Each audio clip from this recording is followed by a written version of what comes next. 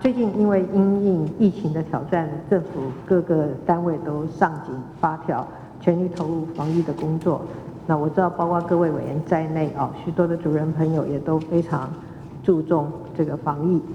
所以我要先谢谢大家这一阵子来的共同的努力。那么当然，一方面我们要做好防疫的同时，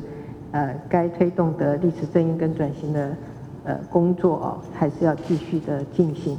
那么截至目前为止，原转会的5个主题小组都累积了相当的成果，各小组以3年为期限的工作大纲也逐渐的进入收尾的阶段。那么在今天的会议里面呢，我们特别安排历史小组林素贞召集人，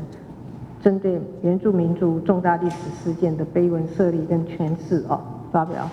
工作报告。那历史小组有一个重要的使命，那就是协助我们的族人还原过去被忽略、被掩盖的历史真相，让原住民族的历史记忆可以真正成为台湾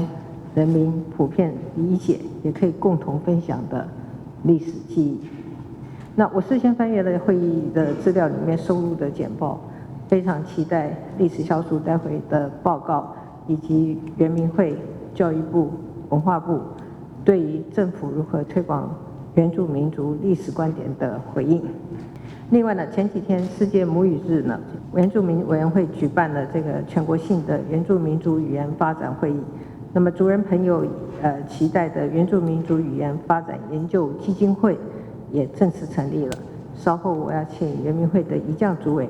为大家报告这阵子族语政策的推动的进度，找回原住民族的历史、语言跟文化，让原住民族不再失语，这是我4年前的承诺，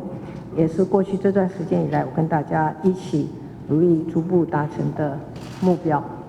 同样的，下一个阶段呢，也就是未来的4年，政府应该要为原住民族所做的事情，我们都会继续努力的来推动。我要再一次的谢谢各位委员、各位小组以及许多政府同仁的参与。